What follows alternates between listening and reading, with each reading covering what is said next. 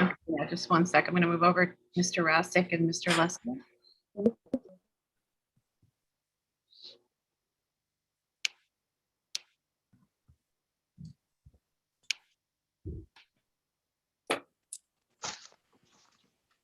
Can you hear me?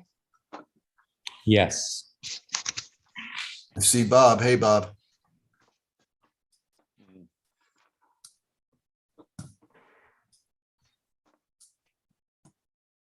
Can you hear me?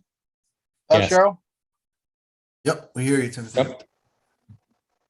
Okay, so Max, would you mind taking the lead on this one? Yeah, sure. We conducted a site visit last Friday, Andy and I, and we discussed some general additions to the plan that would help mitigate the overall impacts of moving forward with the garage renovation. And I can let Mr. Rassick talk about the specifics of what he would include in that mitigation plan. But in general, it would be adding 2 additional locations for native plantings to stabilize the shoreline of Philipse Brook that runs on the homeowner's property. There are 2 locations that we picked out that could easily be stabilized with some beneficial natives that would also further benefit the protecting water quality in that area, and would offset the small impact the garage renovation would have on the property. Okay. I guess, Timothy, you want to? Sure. Thank you. Well, good evening to the board. Let me just try and share my screen. Oh, host disabled. Can you hear me, Cheryl? I wasn't sure. I had trouble connecting. Yes, we can hear you, Bob. And Tim, just one second. Okay. Thank you. Mhm. Yeah, try to share now. Okay. Great. Sure. Okay. Hi, can everyone see my screen? Yep. Yes. Terrific. Well, good evening to the board. As Max said, we had a site visit last Friday, and with some guidance, we identified 2 areas which we're going to introduce native plantings to help stabilize the soil and prevent erosion by Philipse Brook. One location is this area right here, and you can see in the photo here, there's sort of a grass, and then there's some erosion, which you can see. Actually, you can see this root ball on the side of the brook. And then the other area is actually closer to the road, but still on the property. There's sort of an area where there's a bald patch where there's some loose soil. Sorry for the resolution of this photograph. But we've identified those areas, and we'd like to introduce native plantings to help stabilize that and to help mitigate the impact of our projects. So we're looking at introducing spice bush, gray dogwood, silver maple, and shadbush in those areas. And just as a recap, we will have a rain garden, which will take the water off of the roof for the new addition from this line back, and that will all go into a rain garden before being discharged. One other item for those that weren't able to make it to the site visit, I just wanted to share these photos which help describe sort of the challenges that we face at the site. There's a very steep slope that is behind the existing garage and comes down here. And you can sort of see it in these 2 photographs. And this is the reason why we cannot expand in that direction, because we're concerned with disrupting or disturbing this steep slope here. So I guess I can open it up for any questions that the board might have. Thanks, Timothy. Does anybody have any questions? Hey, it's Bob. Yeah, I drove by today. Apologies, I couldn't make the site visit. So I just drove by. I didn't come in or knock anything. But it seems pretty difficult of a site to expand the garage. This particular area behind the house, that was kind of, I couldn't go and see that. So I do see that there's quite a bit of mass there, but I don't know, it'd almost be better to build a wall, 20 feet in or 10 feet in, whatever that distance is, to put the garage there. And then you could actually then run some piping that way and put it right properly into the proper type of drainage source there, than to have all this runoff constantly underneath the foundation there. Must be quite a bit of runoff coming off of that hill, right? There is actually, at some point, someone did put in, it's hard to see it. There is a drain right here. It's hard to see. It's probably covered with leaves, but they have attempted to deal with some of the drainage and the runoff already in this location. But we wanted to try and stay away from this hillside if possible. Rob, I was out there, and my initial opinion, just driving by the house many times, I would agree with you until I saw the back of the house. Mhm. Whenever the house was originally built, I don't think it was really excavated properly. There has been some stonework done over time, and I think to build a proper retaining wall would probably do far more damage to the local environment than just doing the alternative and extending out. I think it's like 4 or 5 feet. It's that back is wet. It looks like it's drained properly, but there are seeps on that slope. Mhm. That's my opinion. Right. Okay, yeah, like I didn't see it, so, but it just seemed to me that definitely would be wet there, and maybe putting in some drainage and building a wall there could mitigate some of that. But again, you guys were there, I wasn't, so. Hi, it's Peter Lesser, the homeowner, or one of the homeowners. There is more than just the one drain in the back. There's I think there's 4 of them in the back that then run, I guess, under the house. So we've never had any, it does get a little wet at times, but it really, for the last, 6 years or so that we've lived here, it's, we've had no problem inside the house, and really around the house, it hasn't been bad. So even in, quite heavy rains. So it's doing its job. Peter, where do those drains run out? Where do they let out? And they're kind of into the yard. Just out to daylight in the middle of the lawn? One is out to daylight, yeah. I think one is a little bit closer by these kind of stairs that they built towards the on the other side of the house, I think kind of near where the rain garden is, or it's going to be. Did you see those, Max or Andy, when you guys were there, by any chance? No, I didn't. Yeah, and I'm just curious, I know, because we just dealt with a project a lot like this. The amount of water coming off the hill going into all those drains can generate quite a flow out the pipe at the other end. I'm just wondering, in terms of some mitigation possibilities, if it's possible, if that is doing any damage somewhere, if something could be, whatever, a gravel pad or a rain garden concept, or somehow tying that into the rest of the drainage mitigation things that you guys are doing. Did somebody say something about a rain garden on this one? Max, did you tell me that? Sorry, yes, this is Tim Rassick again. Yeah, here. We will have a rain garden in the front, which will take the load off of this roof, and we'll direct that into the rain garden.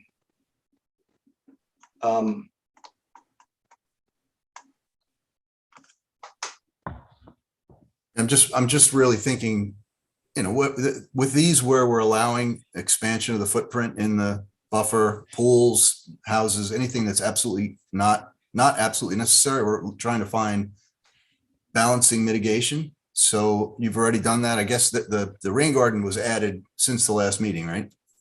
No, we had the rain garden in the initial meeting. Okay, so We've Is there- added these native planting areas to help stabilize the soil near the brook. okay. Max, I mean, do you feel like there's enough positive in that? Yeah, I do. I feel like the increase in impervious surface and the total additional square footage makes this a project of minor significance, similar to the Lake Celeste project.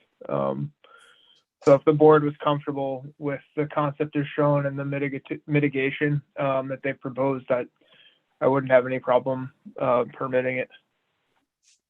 I I mean, still have a couple questions. Again, I apologize, I wasn't able to go there.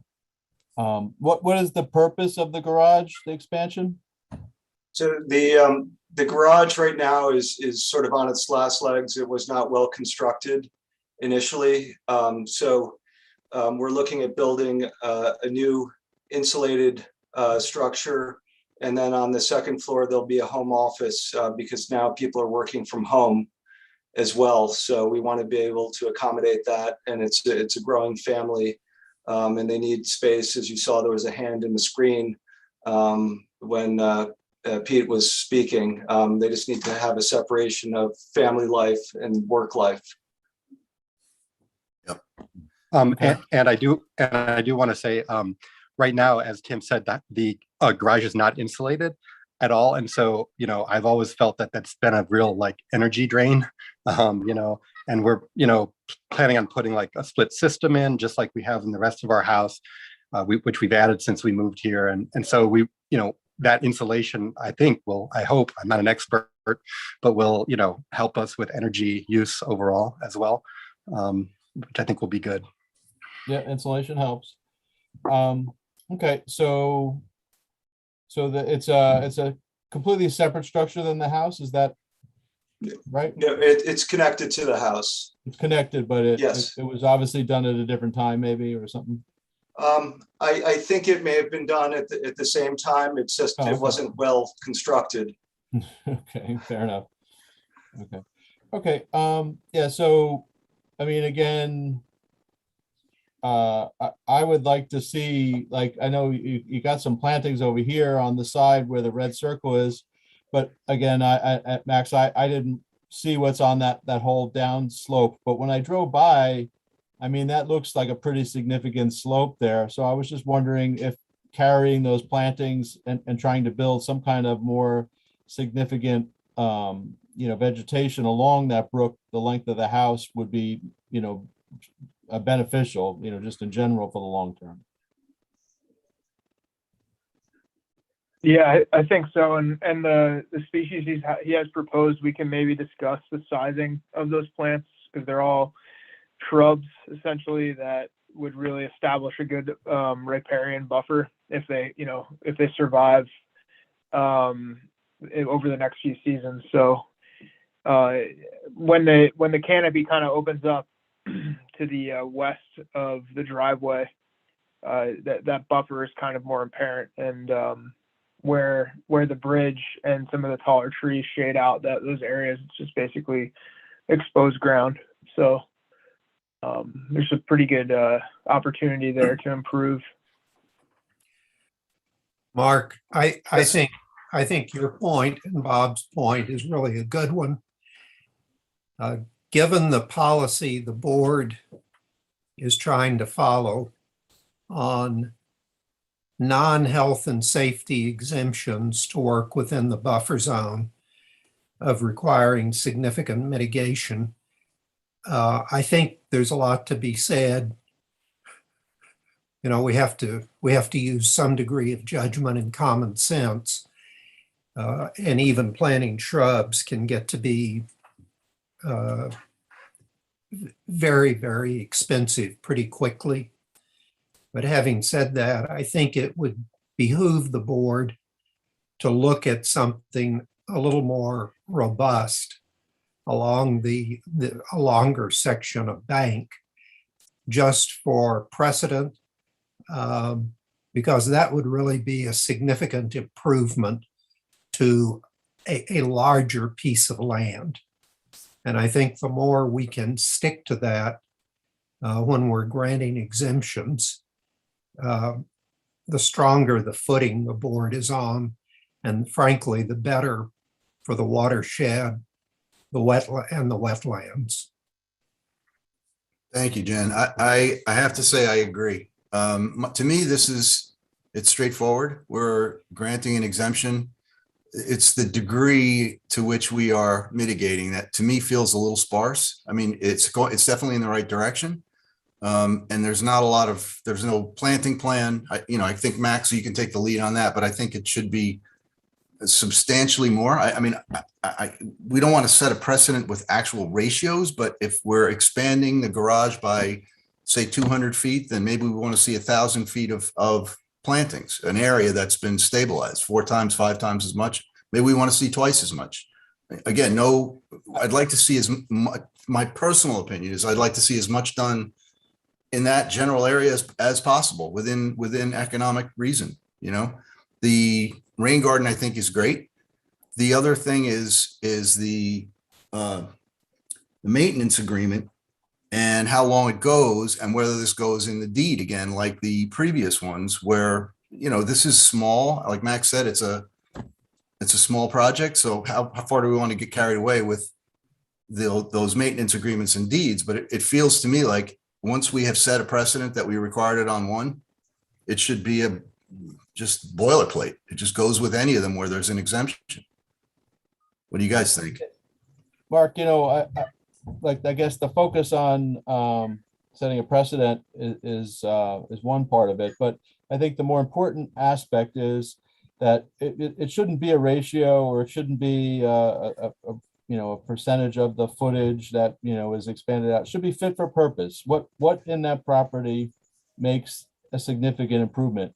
Here you could see demonstrated evidence of washout.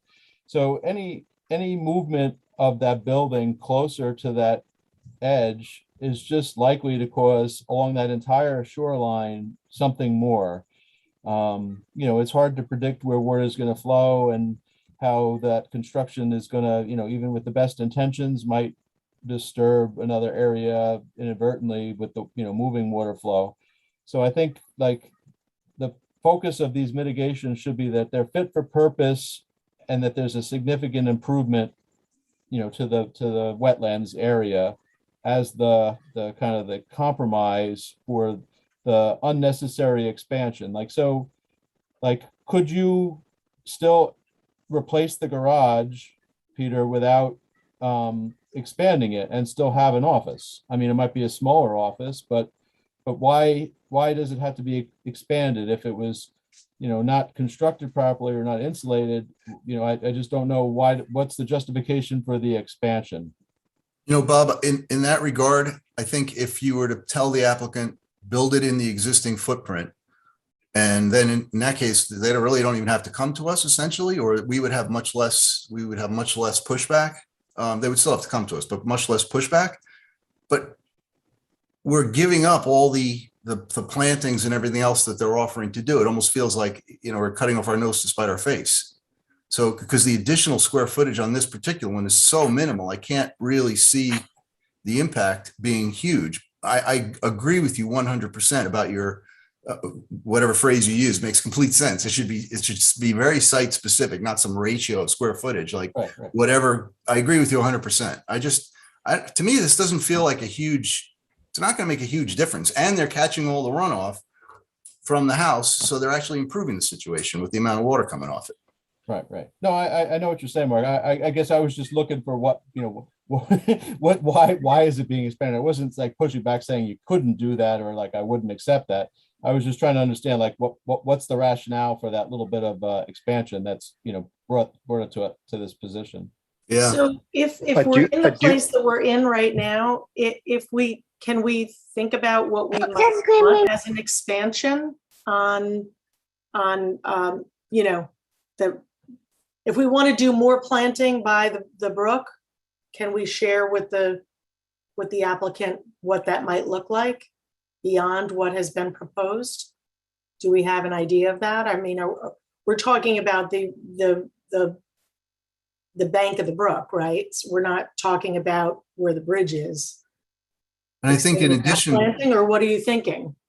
I'm thinking that, to me, I mean, obviously I have to apologize. I did not get to see the site, but whenever we see grass, you know, it's just screaming to be replaced with something that other than grass.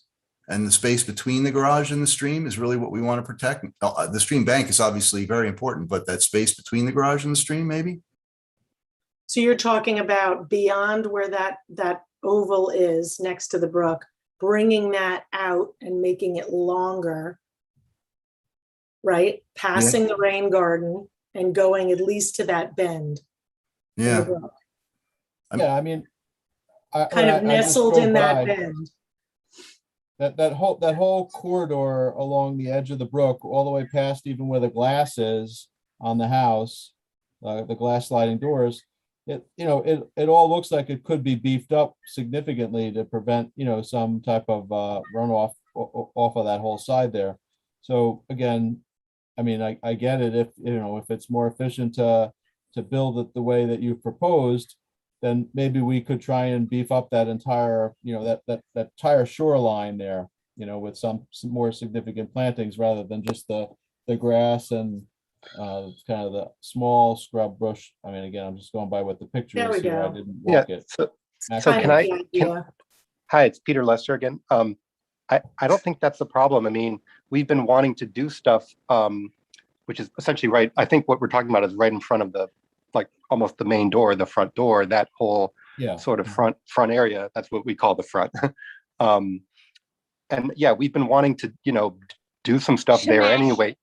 No, not smash it, but to do some nice plantings there and everything. So we would love your advice on, what would be best. So I don't think that's hard for us to incorporate into that. It's something we've been wanting to do anyway. So, but we'd love your advice on what to do. So if that's something that you guys could give us. Max, I think I'd lean on you there. Yeah, definitely. Honestly, the two locations that were proposed initially were just the most logical because they're the most void of anything right now. As you get further in front of the house, I think it'd be great to add more, but it is much more established with like a riparian, a normal riparian buffer. So yeah, I think improving all those areas there'd be no downside to that. Can I throw one other place, Max? Driveways and dirt roads and how they react with our streams is notoriously a problem. I wonder if, that's a place where you could throw something where the driveway, does it pitch down to the stream? And where it crosses the stream, that whole gravel bed? I mean, on either side, maybe on the other side of the driveway? Or even. Yeah, that's one of the areas I think we were looking at as well, like that little triangle. Yeah, I personally think this one is just good to go. I think if Max just takes the lead on and runs it by us, shows us what the final plan is, just so we can all say, yep, great, sounds fantastic. We just go on this one. That's my opinion. Yeah, I agree. I think that's a terrific idea. It's sort of a win-win. It lets the homeowners expand the garage, have a home office, achieve work-family separation. It also benefits the homeowners because the last thing they want is more erosion or stream collapse. And it's good for the regulatory process in Philipstown from a precedential viewpoint.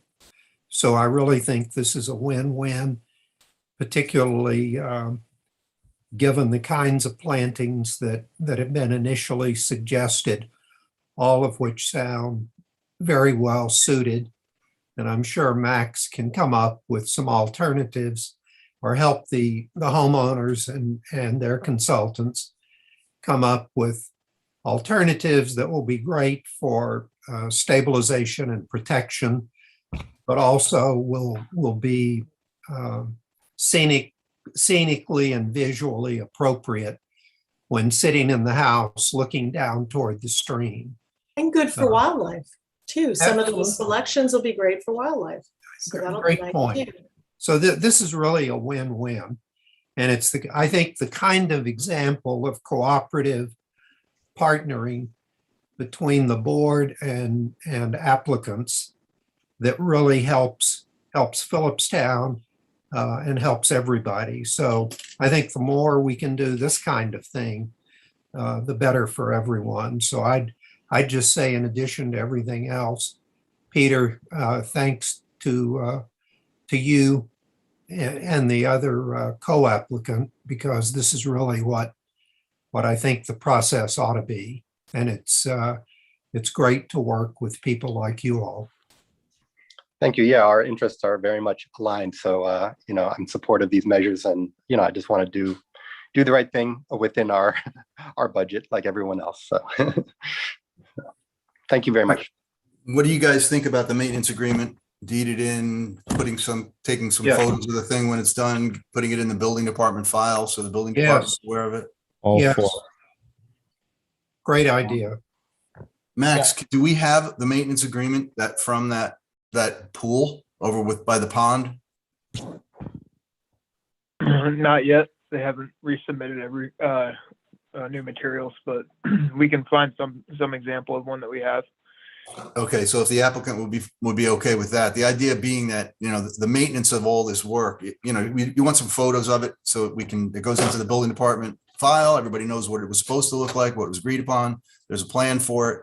And then, 5 years from now, if it's nothing but sand, it's a requirement that it gets replaced, So are you suggesting, Mark, that there be a maintenance agreement for the buffer plantings as well as the drainage and the rain garden? I am. Okay, Yes, I'm good with that. great idea, Mark. I thought we agreed that was going to be the standard going forward, that we were going to put these somehow attached to the deed. I mean, even back to the other pond that was dredged, we wanted to do that, right? So is there a formal process we need to do that, or is that just up to us to just request that each time? That's why I'm kind of bringing it up. Like, I feel like if there is a boilerplate physical document that just is in the building department, it gets presented to the applicant, it has to be whatever, it has to be filled out and filed. That's it. It's a legal document. I don't know how it gets on the deed. Jan, you might be able to lead me in the right direction on that. I think we require, we come up, we could work with Steve Gaba, come up with a form. And then part of the application process would be to require all applicants getting this kind of exemption or waiver to sign it and to have it filed and produce proof that it's been filed and recorded. That proof goes, to your point, Mark, in the building department's files. So it's a permanent part of the Philipstown real estate and deed records. And I think, I think this is the kind of thing, if the board can be consistent about it, make it standard operating procedure, eventually perhaps add it to the website, even add the form maintenance agreement to the website so that everybody understands, if you're going to get an exemption, this is what you have to do, this is the process, and people will come in understanding that and prepared to do it. Very good. Thank you, Jen. All right, so if we're all in agreement, can I have a motion to go ahead with a permit on this one based on all the items we just talked about and with Max's lead? So I'll make the motion. Second. There's a second. All in favor? Aye. Aye. It's unanimous. Okay, thank you, guys. Thank you very much to the board. Thank you, Timothy. Thank you very Thanks, much. Peter. Yeah, bye-bye. All right, so can we go to River Lane? Let's River Lane.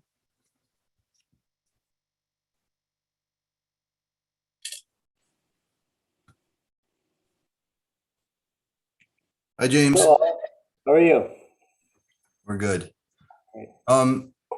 Okay, so I think that I wanted to throw this out there to everybody. I know there were a lot of comments the last time about massing and setbacks and neighbors' views and so on. And I appreciate and respect all of those comments and concerns, but I am not sure that that is within our purview. And it's not something that we should be focusing on. So I think the things on this particular application that we should be focusing on are the drainage, because that is something we always deal with, and the pool. So obviously if somebody has other things that they want to add, I'm just kind of summarizing my own understanding of it at this point. So as far as the pool goes, I still feel that the pool falls into the same category as the last pool, that, you know, we don't permit pools. It's not a necessary structure. If the applicant provides sufficient mitigation, like the pool next to the pond was just tremendous amount of mitigation, then it's something we consider. But on this property, I just don't see what could be done to make the property better, even with the pool, than it is now without the pool. But so throwing that out there. And then as far as the drainage, I know, James, we talked about the possibility of where all the runoff is going to go. And you know, my thinking goes towards, all right, well, everything should just go into the river. It's rainwater. It's clean rainwater. But the thought is then, well, what is it picking up as it comes off the roof? Is it picking up, you know, asphalt? Is it, so you start to wonder. I'm sorry, Jason, were you trying to say something? Sorry, I saw you put your hand up. That's all. Sorry. So I don't know. Those are my head is swirling with that one. Like to me, rain runoff is, as long as it's clean, is actually a good thing. It dilutes the pollutants in the river. But I'm throwing it out there. What do you guys all think? Well, I was going to ask Max, do we know what the DEC and the Army Corps' thoughts are with quote unquote clean or relatively clean runoff going into the Hudson? I think it's mostly from a construction perspective, honestly. In this case, I don't think discharge from an individual property that's of a non-commercial residence would be something that they would consider. I don't know how many gallons. It would all come down to basically gallons of water into the regulated resource per day, which would be way under the threshold that they would regulate. But it is up to us to regulate, you know. So then I see. I'm sorry. The gap between where they pick up and where we would start. So that would be our responsibility. So I see two types of runoff. One is basically from the structure, meaning the roof, which I believe the roof is predominantly a green roof with some solar panels. Right. So that myself, I'm comfortable with. What I'm uncomfortable with, but I don't think anything can be done about it, and it's the case with all the houses down there. Well, you have lawns that run off into the Hudson River with whatever's put in them. That I don't think we can really do anything about. Well, I think there's something similar to be said, if you don't mind me speaking now. To that point, I mean, similar to the previous applicant, putting something into the deed that, you know, you're using natural processes for maintaining the property, and you're not putting, you know, pesticides and things like that, for example, into the grass. I think there are mitigations that would certainly be beneficial that could be considered on that. But let me back up a little bit, because Mark, what you had said tonight was a little bit of a surprise compared to where we left off at the last meeting. I felt like there was a positive acceptance or positive disposition towards the idea of using a natural systems pool, so no chlorine, no chemicals, purely using a bio-based system to simulate a wetland. So really, the pool is a swimming pond, essentially. So there are no harmful additives to this pool, and the intent is to make that clean water, water that you could drink. And as far as any concerns about the roof, Yes, we've submitted documentation about the green roof systems that we were proposing for it, as well as I mentioned the last time that we would be using a TPO membrane. So it's not an asphaltic membrane. There is no off-gassing or kind of byproducts. It's pretty much an inert material. So there really won't be anything like petrochemical based that would be leaching out of that membrane. Thanks, James.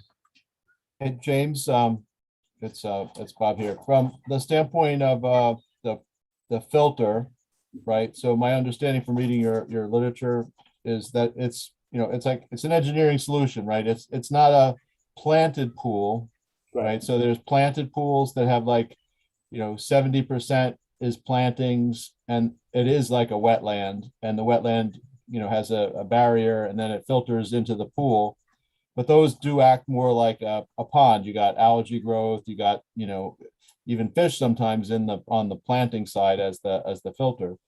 But this is more of a regular type of pool, but it has a smaller section that's an engineered filter, like you would have on a fish tank or a pond, where it has like a biofilm, and the biofilm is used to basically do the nitrogen cycle processing, right? So it's charged with some bacteria and it's maintained. Right. And the increased surface area in the kind of cartridge of it essentially is more efficient than actually the film that's that is hosted by the plants, because it's really not the plants themselves, it's the whole kind of the film that's growing on all of these things. This is what I'm learning as I go through this process. Because there's so much more surface area, there's that much more activated beneficial bacteria and that are working on this. So the smaller system is actually more efficient than the larger system. So it, given the constraints of the site, it is a better fit. It's also easier to maintain. There's less problems with it, than plants that can die off for various reasons. Yeah, well, so can a biological filter. I mean, I've had for 30 years ponds that use similar type of systems coupled with plants. I do have plants in mind, fish tank right and now. quite frankly, the plants saved me a lot of times. So, but again, that's for fish, so it's not for swimming. Although I do go in it sometimes. But so to have the clarity here, you have a biofilm filter, and then is there mechanical filter as well? Yeah, so there's a pump in the system. It runs through basically a sand box, and that the sand is what carries the biofilm. So that's where the nitrogen cycle is processed, so that the beneficial bacteria are working on that in the sand filter, and so clean water comes out the other end. Okay, so so the bacteria are in the sand filter itself. It's not like a separate biofilm filter with like plastic beads or anything like that.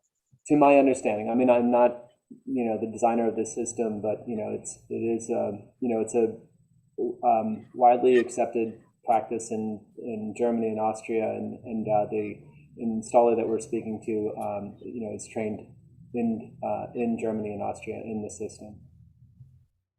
Right. Yeah. So I mean, if we went this route, right, we would write into the deed that it had to be this type of biofilm type of system, or mitigated in some way like that, rather than putting a chlorine pool in there, because I think that is a key aspect of it. But also, like, since there isn't any plantings here, and we are talking about drainage as such an issue here, especially along both of the neighbors' properties, where you're raising your property so water flows down. So or do you have any kind of proposal for along both of the neighbors' properties on both sides to like build some type of channel, or Yes. rain gardens like we just talked about with the prior applicant? If you saw that, like I mean, it seems like some significant type of rain garden along the entire line on both sides really needs to be done if you're going to be raising up and putting pressure on the neighbors, systems, or sloping it all down into the middle of the, that little area where the boat would go in, right? Because that seemed like that was a surge capacity. So would the lines be, the surfaces be sloped to that to drain into that? Great. Thank you for also bringing us back to that topic, because the goal is absolutely not to just discharge water directly into the Hudson. That has never been the goal, and it's been in the submittal. You can see that the packet that we've given you for the update. If you don't mind, I'm going to scroll us through to the elevations. It's a little hard to see here, but I'm going to share my screen. I don't see anything online right now. I mean, let's bring it up. Oh, okay. Thank you. So you can see here we have a swale to the neighbors to the south, because there's more space that we can do it. Currently, that's we basically designed that as a gravel trough that would be planted over with filter fabric to keep the soil out of the gravel, so that we can create some retention in the gravel and the ability to discharge the water into the soil as much as possible. But to switch this out for a rain garden would be, I think, a terrific, or a combination of the two, would be a terrific solution for that. Currently, we have a few butterfly bushes over here, and I think adding more to that would be terrific. Now, on the north side, over here, you can see that's adjacent to the pool down here. There's currently this is actually not too accurate. That the neighbor's property is higher and slopes down, so our finished grade elevation, where we bring some fill in, would be approximately equal to the elevation of the neighbor to the north. And so what we're talking about now is to build up this retaining wall so that we're pretty much, it's in some ways it's not really a retaining wall, because there won't be much of a difference at all between the two properties. So we're not draining towards them, but we could certainly do our best to add some rainwater attenuation there, and hopefully some plantings to help with that. Yeah, I mean, you're obviously the expert here, but like I'm just thinking about because I just saw on the last drawing there, Hurricane Sandy, like when the water came in and it starts to flood the property, right? If it's something less than obviously catastrophic like that, where does it go? And if your design could help to guide it back to this, to the river, I think that would be appropriate. And then, again, I think personally, I feel like the water that falls on the property, I mean, obviously it's a residential property. You're not doing anything crazy there, manufacturing anything, whatever. There shouldn't be any kind of residuals there. It should be appropriate and would naturally drain back into the river eventually, right? So it should be okay to do that.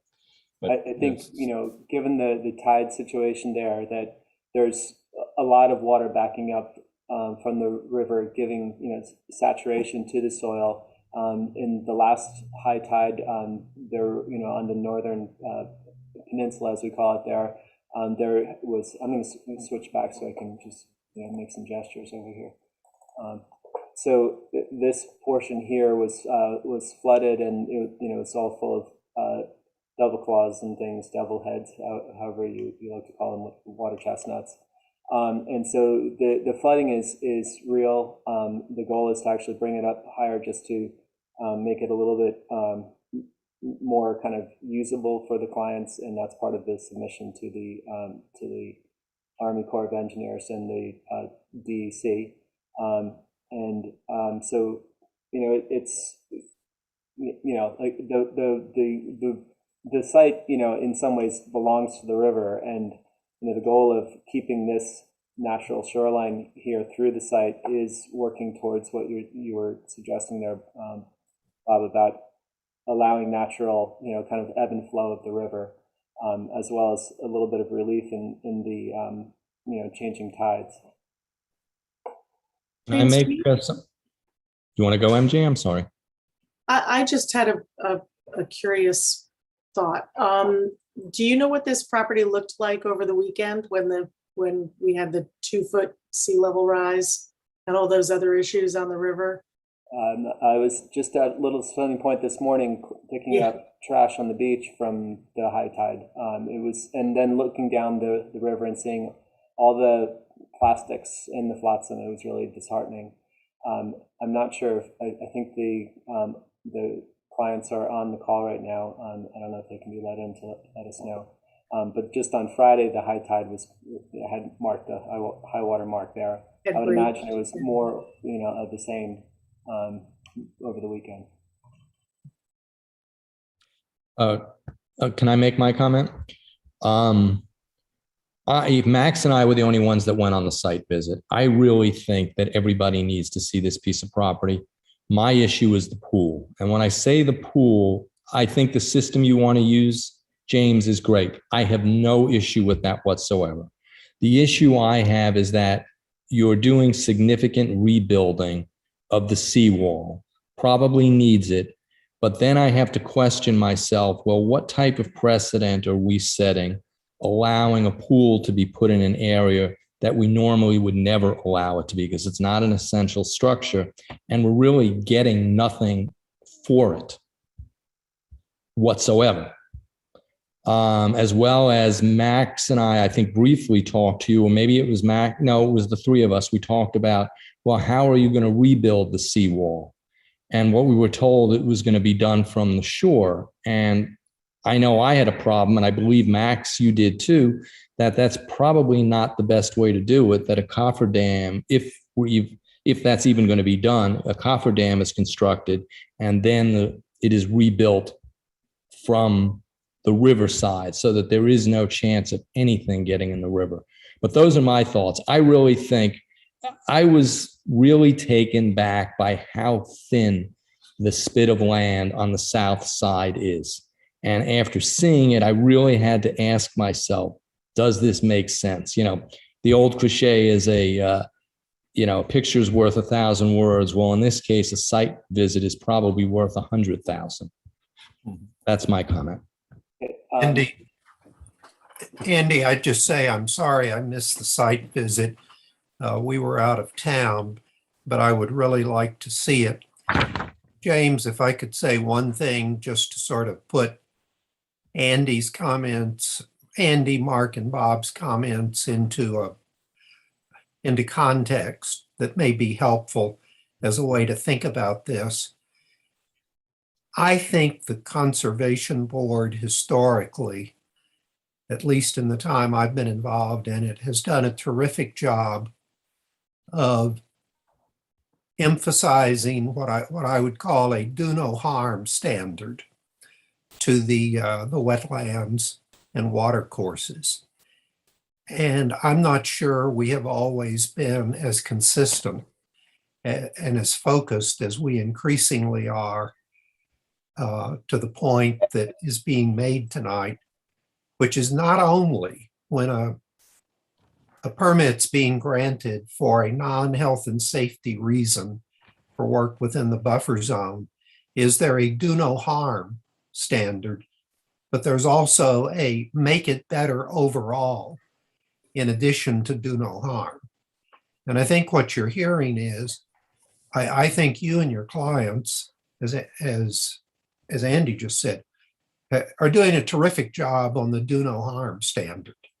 It strikes me, even without just looking at the plans and hearing the description, is terrific. But I think we're all struggling with the fact or the question of how does this really meet the make it better standard? When Andy says give something back, there are a lot of ways to describe it, but that's really what all of us are trying to describe.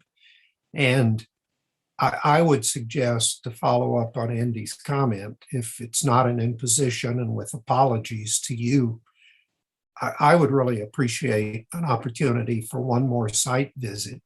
I don't need anybody to show me around. I can go down there by myself, but also for you and your client to just have an opportunity, rather than trying to respond tonight, to think about in addition to do no harm, what can this project contribute in terms of really making it better vis-a-vis Philipstown?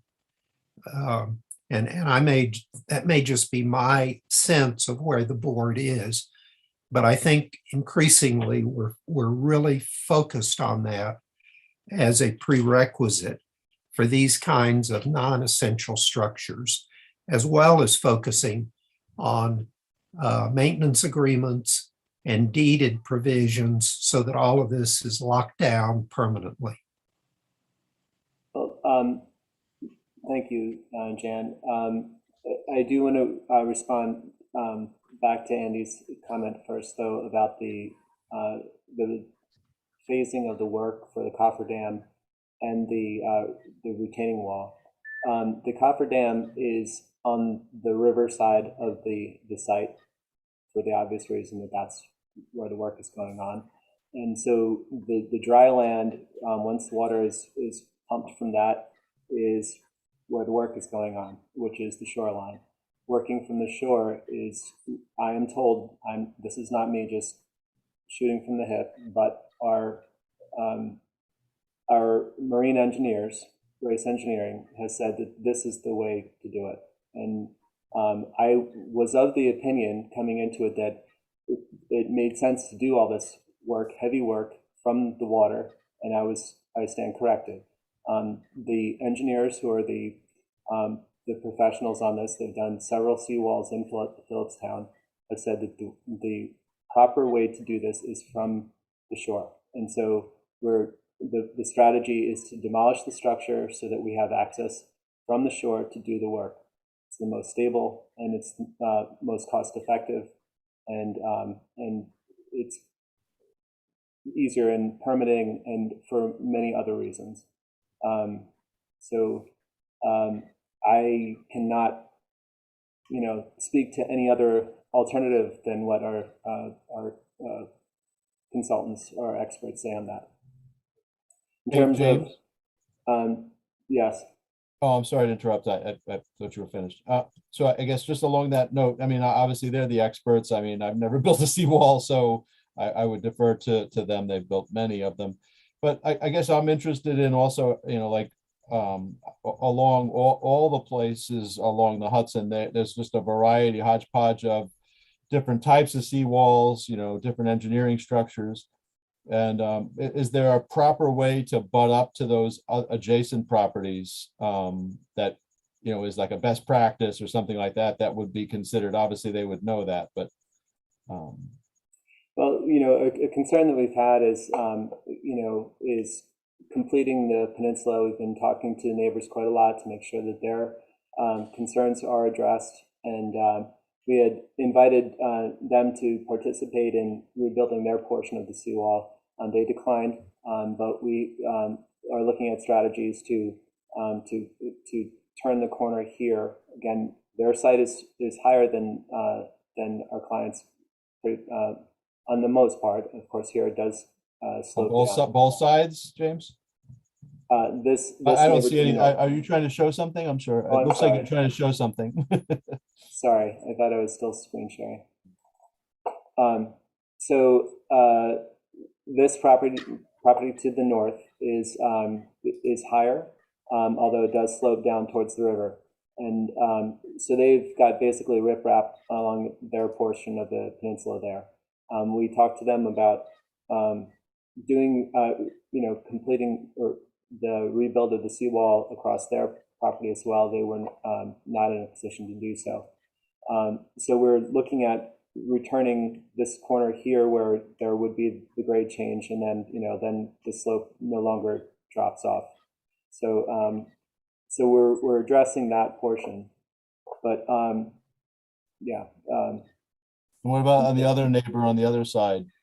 So the shoreline is continues down this way, so it's a little bit to the east of the pierhead here, and it's lower in general. And so, and and Jen, yes, of course, you're welcome to come to the site, and anyone else is welcome to come to the site anytime. The clients live in number 30.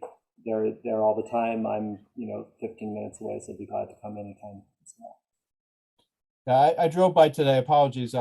My son got engaged, so we all met in Vermont at my daughter's college for family day. So we celebrated, but so we weren't around, but we had fun. But on the other neighbor's property, is that wall also like an engineered wall? It kind of looks like the same type of wall, or is that like riprap as well? I am not sure what happens on the neighbors down there. This is a retaining wall that's staying. So that there's we're replacing the cap on it only just to bring more soil to the edge, but we're not changing this retaining wall. The work on the retaining walls on the north one. Max, I have a question for you. Do we know, has Army Corps of Engineers given us any guidance on kind of their ideal best practice seawall along the Hudson? Do we have any information on what we should be striving for? Yeah, DEC does. The people who review the application in conjunction with Army Corps are out of the Erner office, and they have best practices in regards to how the seawalls are reconstructed, or what they'd ultimately like to see these shoreline situations look like. So in theory, when they review these projects, which their applications, I believe, to both the Army Corps and DEC through RACE, the project would be being evaluated with those standards in mind. But that being said, like if there are questions on the seawall, I think that's a major component of this project and something we would typically permit independently if this whole house construction wasn't occurring, and we would have RACE present and answer these technical questions for the board. And it typically would alleviate a lot of the concern, I think, because a lot of those application packages are pretty voluminous. So a lot of these questions that you're asking now are probably in what they've submitted to the Army Corps and picked out in this last submission. But again, if RACE needs to be here and discuss this component of the project and get into the details of how they're going to contain the site and how they're going to do the construction, then that's really important and something that the board should ask for. Agreed. I would like to say that I do appreciate seeing the entire project holistically, though. I mean, I think that, I applaud any architect or engineer that comes with a full plan before us instead of giving us kind of this little piece of the puzzle and then that little piece of we didn't realize that this, made any difference. So I applaud James for giving us the whole picture. But I think that because that is such a key feature, and also to Jan's point, if we're thinking holistically about the town and the welfare of the Hudson River, then maybe we need to get a sense of what is the best practice, so that every time something comes before us, everybody's building in the same fashion, everybody's doing, so that we don't have these kind of, one neighbor has riprap, one neighbor has this, people want to build in different ways. Maybe we need to have a best practice plan for waterfronts like this. I want to just kind of poll everybody, because I'm hearing that there's some concern. I haven't been to, like Jan, to Hudson River Lane in a while, but and I would love to get back there too, just to get my eyes on it. But I don't have a problem with this house at all. I don't know whether I'm being naive, but I don't. I actually think I think it could be a really great example of sustainable architecture in this town. I do kind of gulp and get kind of a funny feeling in the pit of my stomach when I think about putting a pool this close to the Hudson River. So I'm just wondering, am I alone in that or do other people have other concerns beyond the pool? Or are we just kind of talking about, if we set the seawall aside, are we just talking about the pool here, or are there other concerns that people have? From my perspective, MJ, like I look at it and say, just like a lot of the properties that are becoming before us, we've got very small lots. In this case, two smaller homes are being combined. Again, it went to zoning. It's within I believe it's within the zoning footprint from what James has presented before and in this package. But I still just wonder if that's the right thing, if that's really appropriate or not. It is what it is. It's obviously one home instead of two homes and two separate, families living there, but it does take up a big portion of the property. And they're bigger homes, higher homes, and again, like historical views are something that I think we normally try to protect. I mean, we have in other properties, view shed, looking at the ridges, the Hudson River, the mountains and things like that. So, but that's coded, right? We don't do that arbitrarily. That's related to the scenic overlays. Right. And I know James has made a really nice attempt to do that. And, the property isn't taking full advantage of all of the height, zoning and things like that. But I just wonder, like if every property suddenly where there's a small house goes up to be a double house, even if they're taking another property on the side, it just seems like the whole area changes, but that's one part there that I was thinking of anyway. I was just gonna make a side comment following MJ's comment, which is obviously it's clear that the conservation board does its due diligence in looking at all the issues it's concerned with. And I think that is what's happening here. But from my perspective on the town board, as the conservation board is doing its due diligence, to also weigh what the value is of creating these living examples of sustainable building in our community, and what that does for follow-up projects as well. And so, I kind of, as a new conservation board liaison, I understand that there's a lot of expertise on this board.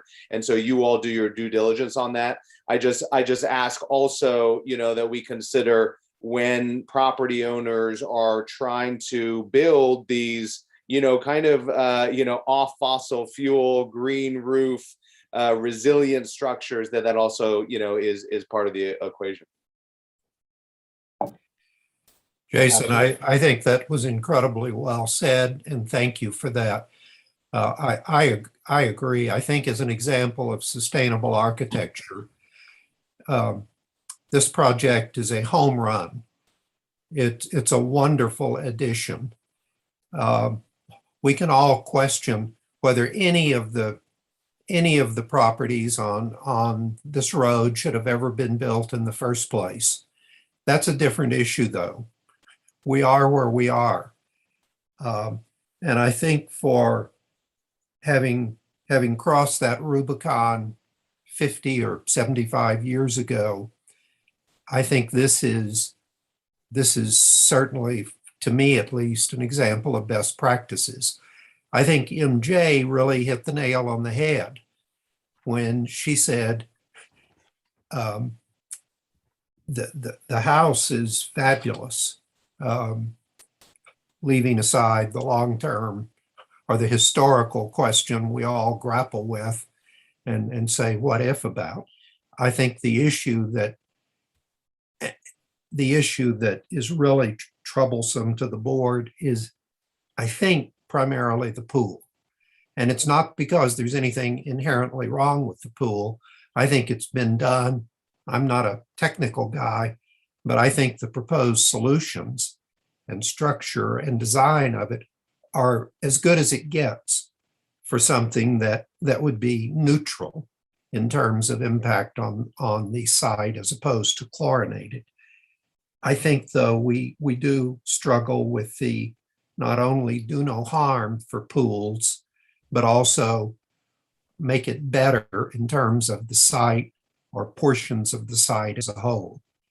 But as to the house itself, I think I'm there. Thank you, Jen. I think an important aspect of the pool is, is looking at what's there currently. It's grass. It's grass, and that's all you got. I mean, is a pool that is bio-neutral a detriment? Is it an enhancement in a community that has no public pool or a public beach? I think it's important to ask these questions. And how about precedent on a sustainable pool ecology? I appreciate the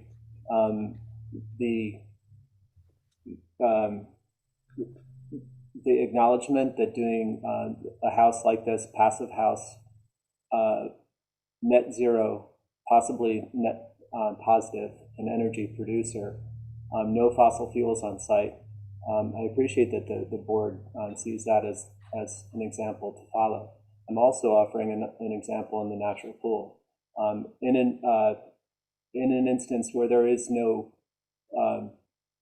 there's no ecology there, like what we're replacing grass with a swimming pond essentially.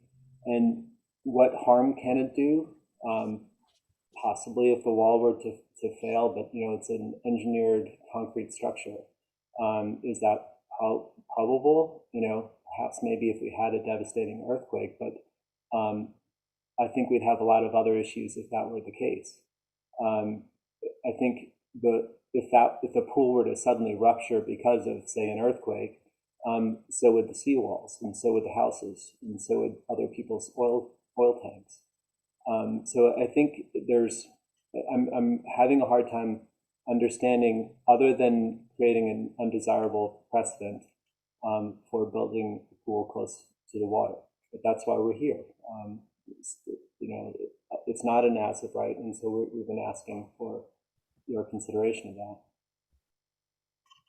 Thanks, James. I think that the precedent issue is critically important, but I think everything that was just said really goes to a good point. So what are we doing? We had to mitigate with that pool. I keep thinking back about the pool in by the pond. So does planting have to be the only form of mitigation? No, because we accepted as part of their mitigation the removal of the cesspool and pumping that into the septic, and there were a bunch of other non-planting related, non-protection of the wetlands things that were done. So does a passive house, which has, as we all have said, I said this from the second I saw this project come in, enormous benefits. I mean, the green roof, the no fossil fuels on the site, can all those things count as mitigation towards allowing a pool in the buffer? Do we have a leg to stand on when the next applicant comes in and says, I want to put a pool right next to the river, but I'm building a standard house, code built house? Jen, do you think that type of thinking makes any sense? Mark, I think it's a great point, because mitigation is, I think, completely within the discretion of the board. There's nothing in the rules, but I guess you could say mitigation, like beauty, is in the eye of the beholder. Mm-hmm. But this is the zero fossil fuel quality of this, I think, is a huge mitigation plus in terms of a holistic view of the project.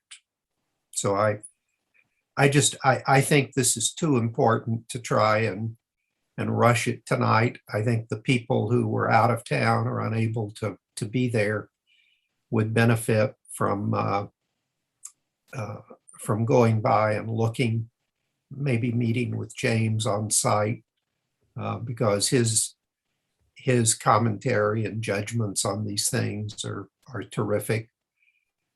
And then decide what the board's comfortable with. Yeah, no, I agree. I did drive by today, but obviously that doesn't do it justice. So again, I'd love to meet with you, James, there at the site if possible. Yes, of course. Yeah. You do great work, so I definitely appreciate your opinions. Right, thank you. I also want to point out that we've got samples accumulating here in the office of bird-safe glass that we're putting, that we're considering for the project. That is absolutely another mitigation factor. We've got a lot of glass. There's always high risk to birds. I've seen way too many bird deaths on glass projects, and so this is something we're trying to address as well. And this would be the first for us in this project. And the only project that I know of in the United States, I think, the only one that I'm aware of is Vassar College's science building. Minnewaska's Visitor Center Great. as well. I'm glad. So Ornolux is the product that we're looking at. It's exactly what was put in at Vassar. I hope that was what they put in at Minnewaska. It's got a very high success rate at preventing bird strikes, and that's that's one of these things that we're looking at here. So I just want to suggest that I understand the precedent issue. Otherwise I'm failing to see a detriment to the pool, and yet another kind of plus improvement that we're offering here. I mean, as far as I'm concerned for the pool, like I don't like the idea of putting a pool in the buffer, but like in this case here, there's a lot of just kind of grass and flatness. If like additional plantings, could be made to make more natural, like kind of what historically what would be in the area along a shore along the Hudson like that, as kind of like some kind of give back to the animals, and the creatures that live there, that could live in a salt soaked area like this. That definitely helps push in that direction. I would have liked to see a planted pool as opposed to the biofilm, or a combination with some planted part of it, just because it's a little bit more natural, a little bit, but again, it's not going to be as clean. It's going to have a little haze to it, a little algae to it. It's not, always the most appropriate swimming thing, but think about that as some, like what you can do around that to kind of, to make that a little bit, nicer there. I know people do want to have lawn games and things like that too, but. Yeah. If that would be something that the board would entertain as an alternative to this fashion of pool, I would be glad to develop that further with the clients. All right, anybody? Yes, MJ, looks like you're about to say something. I was just going to say maybe Jan, Bob, and I can get together, get a date, and we can go together so that James doesn't have to keep running back and being a That'd be tour great. guide, and then we can talk more again. Why don't you and James and I get on a call in the next day or two and or email and just pick a time that works for everybody. Sounds good. And James, I think I frankly had forgotten the glass issue, which I think is huge. So I think all this goes to Mark's point that we've tended to focus primarily on plantings, which are hugely important. But I think it's a very fair question to say, what can properly be considered to fit within the ambit of mitigation for the project as a whole. And I think all of these issues go into that particular analysis. All right, well, Jan, do me a favor, keep me, when you guys settle on a time to go, please let me know. I'd love to go. Please, if you could, that would be great. Well, we'll just include you and be sure and get a time that works for you. And anybody else who wants to go, let Mark or MJ or me know, and we'll include it in the email setting up the visit. Thanks, Jan. Thanks, James, very much. Great. Thank you all. I appreciate this. Thank you. Okay. All right. Bye. Okay. Are we all ready? You got your sneakers on, everybody? Shakespeare Festival, here we go. Good evening, Mr. Chairman and members of the board. My name is P. Daniel Hollis. I'm an attorney with Hollis, Laidlaw, and Simon in Mount Kisco, New York. And we're lucky to be the counsel to the project for Hudson Valley Shakespeare and Garrison Properties, LLC.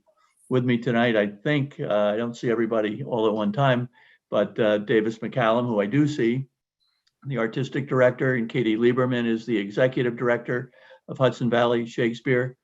Chip Alleman, who is the vice president of Garrison Properties, LLC, the owner of the property. Glenn Watson is from Beatty and Watson. He'll be speaking to you tonight, as well as Mr. McCallum.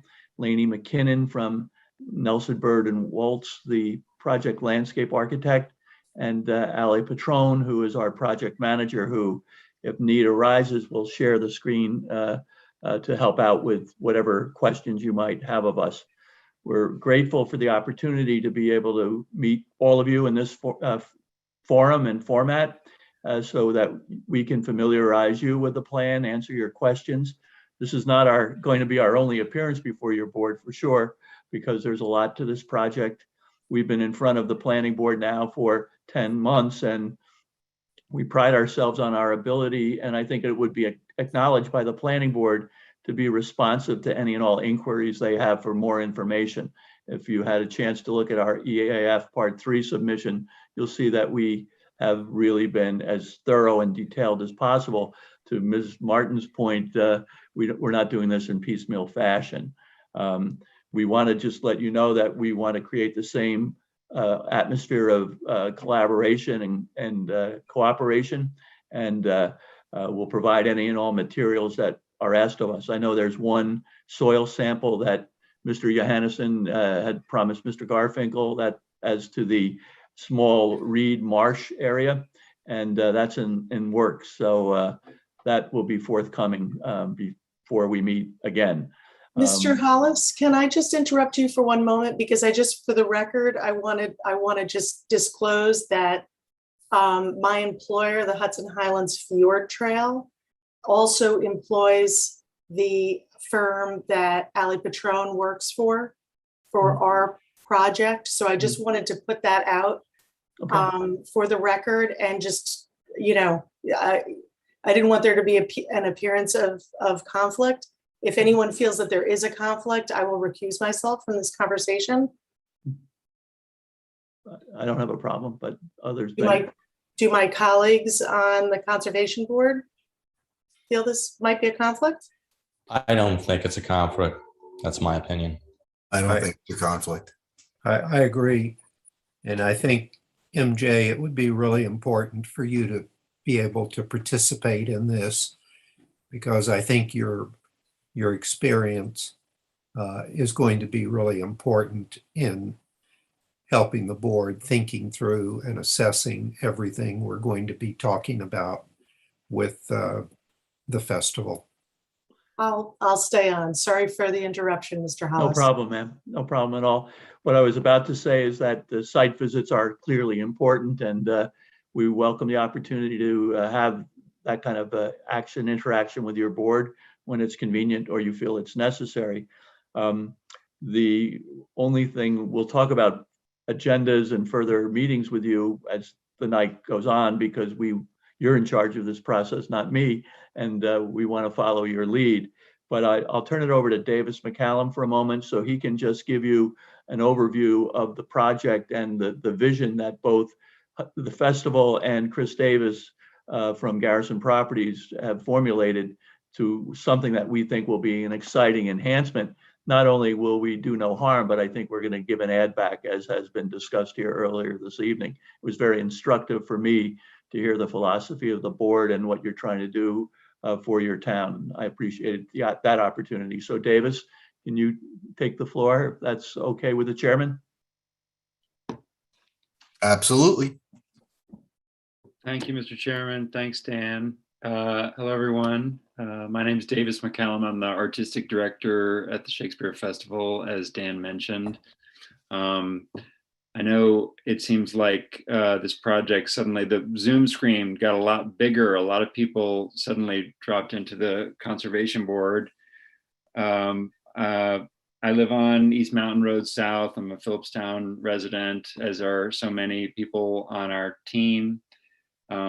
And I just wanted to give a word of gratitude and say thank you for reaching out to us and giving us the opportunity to start the conversation with the Conservation Board.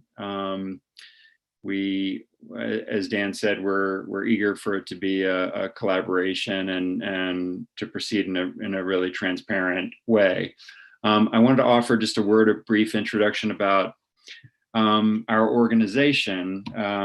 You know, we're the Hudson Valley Shakespeare Festival, and I feel like the first part of that moniker, the Hudson Valley part, is the secret of our success as an organization. Our work is really place-based and has been for 35 years at Boscobel.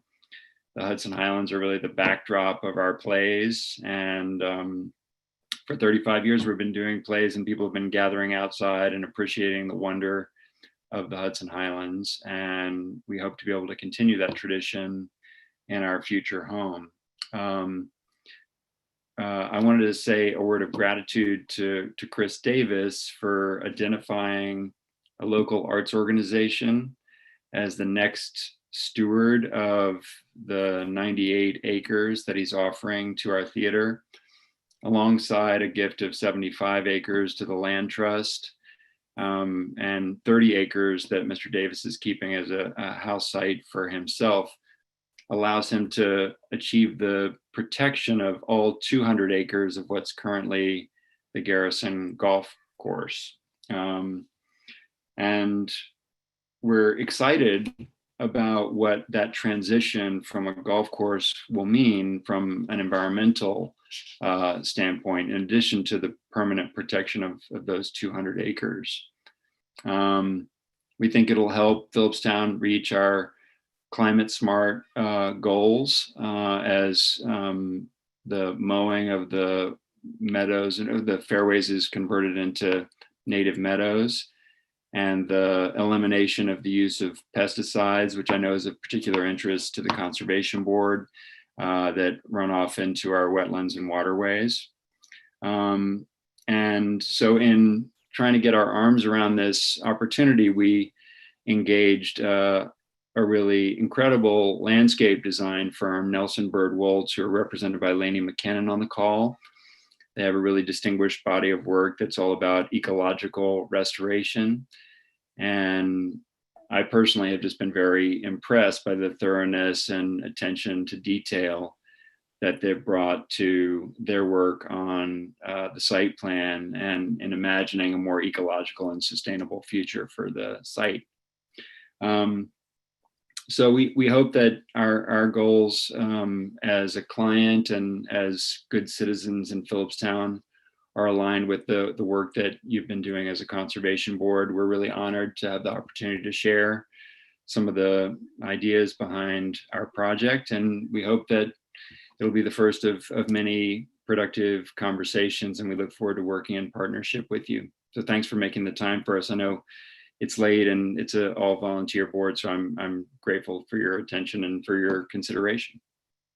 Thank you, Davis. Mr. Chairman, how would you like to proceed from here? That is a very good question, sir. I guess the quote unquote executive summary in bullet points, what are the points that you think are most directed at the purview of this board? Well, certainly the wetlands permit is what we need to address and obtain from your board. And Glenn Watson can certainly address that aspect of it. And Lainey McKinnon, who's already been given a pretty good and well-deserved buildup, her planting plan is exceptional. And I think it not only mitigates, but adds more in that mitigation effort. I'll turn it over to Glenn and let him maybe speak about the SWIP and the stormwater management plan a bit. But I think Davis touched upon the fact that the stewardship that Chris Davis brought to this property in 1999 will live on through the Shakespeare Festival, because we will be stewards of the property.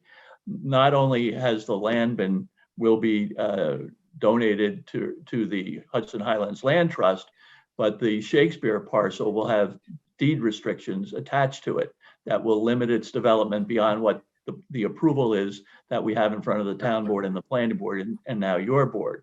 In addition, Mr. Davis's residential parcel will have restrictions, so that the only thing that can go on those 29 acres are a single family resident and the pertinent accessory type structures that are customarily found in a property of that size. What's very important as well is that the native plantings and the new tree plantings to replace any trees that are taken down in the process is important. Davis talked about the fact that they're not going to be fairways there anymore. And I think before I have Glenn take over, I think the fact that this is an iterative process and that we want to hear from you what we can do to satisfy any concerns you may have. The one problem we have tonight, Jan Johannesson, our environmental consultant, is the environmental consultant and wetlands person at the Village of Mount Kisco and in the town of Lewisboro, and they meet on the Tuesdays. One is the first and third, and the other the second and fourth. So perhaps we might be able to have a meeting other than on a Tuesday as we go through this process, so that we might have Mr. Johannesson here with us in the flesh. And also, I like to talk at the end, I mentioned it once before, about a site visit before the weather turns bad, so that we can take you to areas that you might have of concern or interest that fall within your jurisdiction. So those are the points I wanted to make, Mr. Chairman, before I turned it over to Glenn. Great. Very good, sir. Thank you. Thank you. Good evening. I'm glad to be here. I know all of you well. If I can figure out how to share my screen for a second, I'd like to show you just the kind of overall plan, so I can point out where we need the permits, where we have the disturbance that you'll be specifically looking at. And I don't think I have an awful lot to say beyond that. Maybe a couple of the mitigation measures that are being planned for it, but then I think it would be best to let Lainey walk you through the actual plan. Now I just lost it. I don't think I'm there yet. Just a second. Share my screen.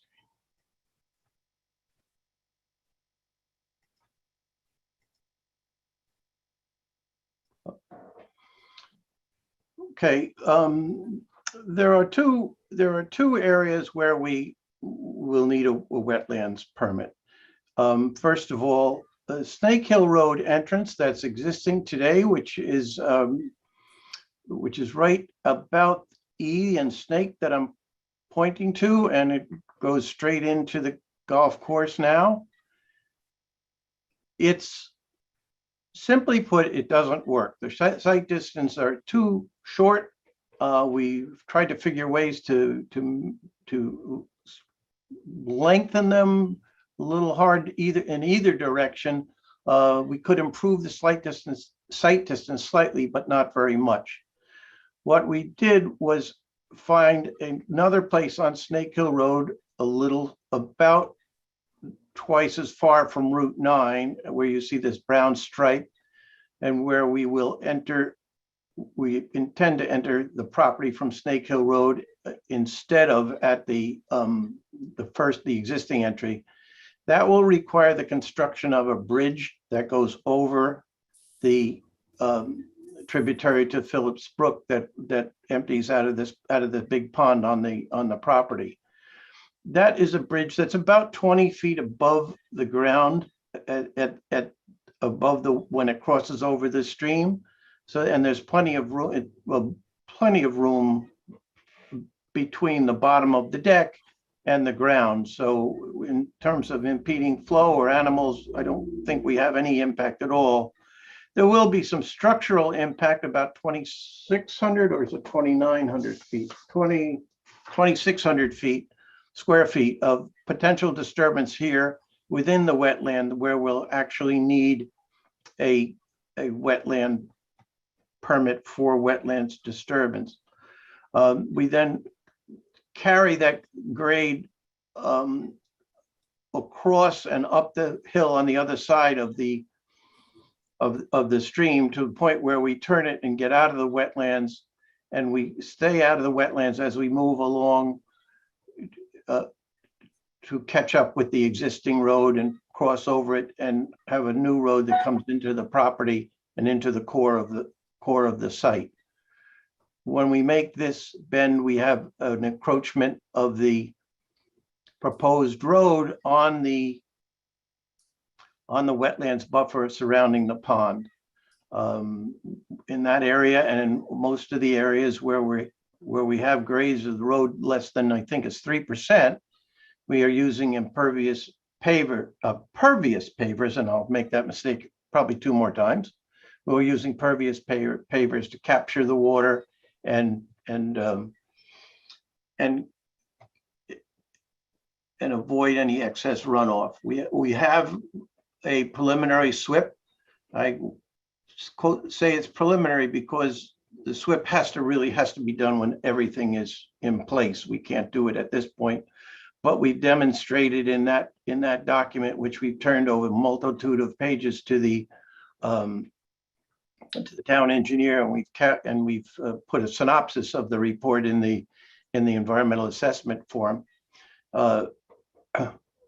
Clearly demonstrates that we have enough number of places on the property to capture stormwater and treat it, reduce flows, and not cause any flooding or anything, any damage from a point of view of flooding. And so we have, and what they talked about also, Dan mentioned elimination of the fertilizers from the greens and the tees and the fairways, and fewer chemicals significantly fewer chemicals being used on the site. So there's a lot of give back in terms of how we'll improve the site, not to mention the fact that to repeat the fact that a significant property is going to the Hudson Islands Land Trust, which will keep it Katrina, the executive director, doesn't like the word rewilding, but they will certainly keep it in conservation in perpetuity. So I will be happy to talk about any questions you might have, but I'd like to turn it over to Lainey to just walk you through the site from a use and landscape point of view. Thank you, Glenn. Okay, and I'll give up that, and I'll go.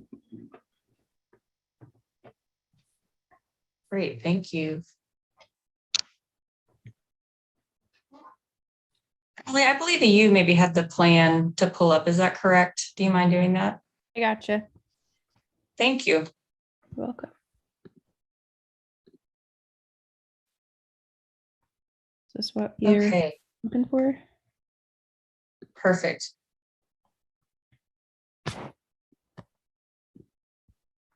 So Glenn actually did a great job giving us some orientation on the site. So I will try and follow that up with a bit of information on the overall kind of design. And you'll notice the plan has been rotated in this view to plan north. So it's a bit of orientation down where the number 23 is. That is the new proposed Snake Hill Road entrance that Glenn was just speaking about. And then the north-south road that you see along the edge, that is Route 9, just to give a bit of orientation on where we are on the site.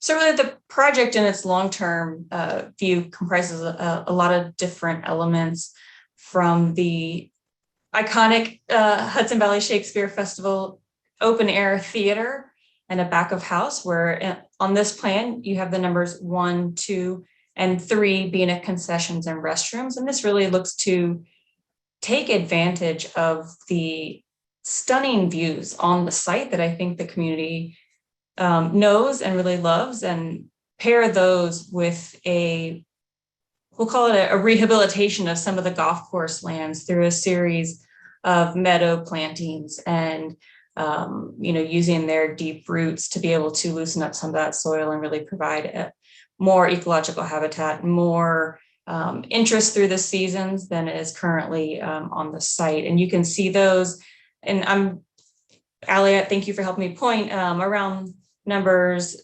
7, 8, 24, kind of in the heart of the project. Really, that becomes a lot of the work that we're doing to provide new meadows, to provide native plantings in that zone. If you move down the hillside, where number 6 is, that is the proposed parking that Glenn was speaking about with porous pavement. So we were able to absorb some water. That which doesn't get absorbed, there are planting buffers there. So we'd be able to capture additional runoff there. Item number 10, as we move to the north, is an indoor theater that pairs with our outdoor experience that we were talking about at tent number 1. And then a lot of the elements on the north side of the plan, as we kind of keep moving north from 10, are all recognizable. They already exist, number 20 being the parking lot, number 17, 18, 19 being the restaurant, the wedding venue, the atrium, and that is there. And then adjacent to that on a currently flat piece of the land is number 15, which we are proposing is a 20-room hotel for guests that visit the property, lodging. And then this is kind of hard to describe, but on numbers, I guess we'll work our way east. Number 16 is a future parking lot for when the hotel goes in. And this is a phased project. So there's long-term goals, there's short-term goals, and the hotel, and we were speaking of number 15 and number 16, the parking for that, those are longer-term goals, and along with number 11, just to the north of that, which is artists and guest lodging buildings. Those would also be long-term goals for us. Let's see, what have I forgotten here?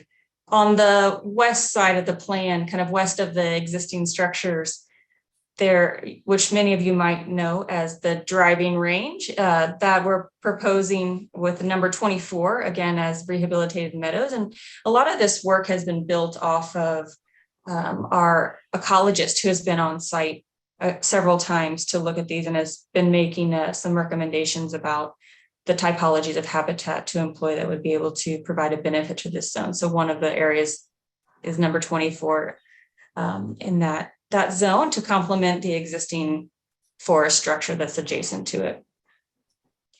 And then the final one I'll touch on, number 13 on the far west side here, is additional artists and guest lodging on an existing green. And I think, as I said, we have an ecologist on board, and one of the things that we've been talking about quite a bit, which I think will be of interest to the conservation board, is that the majority of the proposed work, both in the short term and the long term, occurs on the managed fairways, greens, tee boxes of the existing golf course, and does not, we are really trying to concentrate on already disturbed land. And then by concentrating on that, we're actually providing additional benefit through conservation, through new plantings, through native species of trees and such. So I think we've worked very hard to situate those within that already damaged landscape. Lainey, could you show the board where the 17-acre parcel is that will be protective of Philipse Brook? Absolutely. So actually, if you see the number 12 on the plan, on the north side of the plan, just above that, you can see a kind of a white dashed line that runs. Oh, you know what? Oh, yeah. There, that white dashed line that runs along the service drive and out to Philipse Brook and down Snake Hill Road. That's the 17 acres on this property, on this side of the road. And then the remainder happens on the northwest corner, kind of across where Snake Hill turns from an east-west road to a north-south road on the west side of the main parcel. What else have I missed, Dan? No, you didn't miss it. If I could jump back in for a second, Dan? Sure. What I probably should have mentioned, and it's a little bit out of the scope, but many of you will remember that there was an existing PDD with a 40-room hotel and a lot of amenities.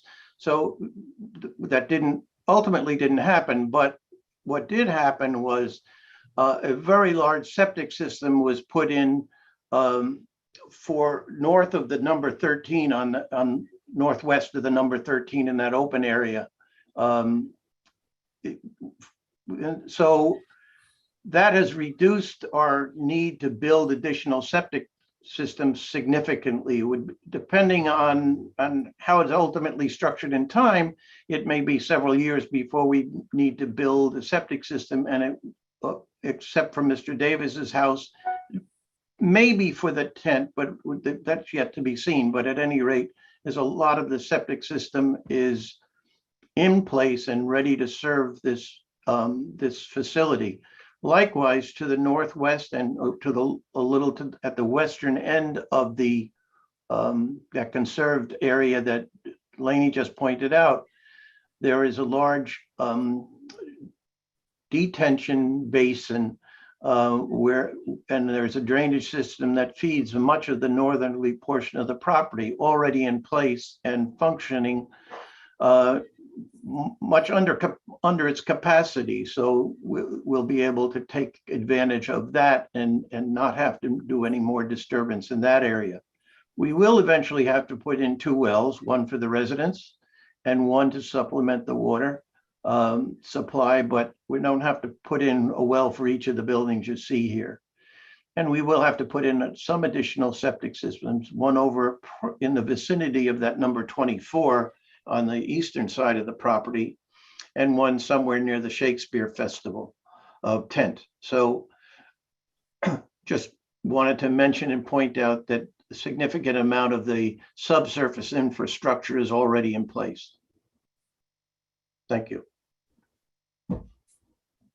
I think we'd be open with any questions or comments the board might have. Might be a good time. What do you think, all?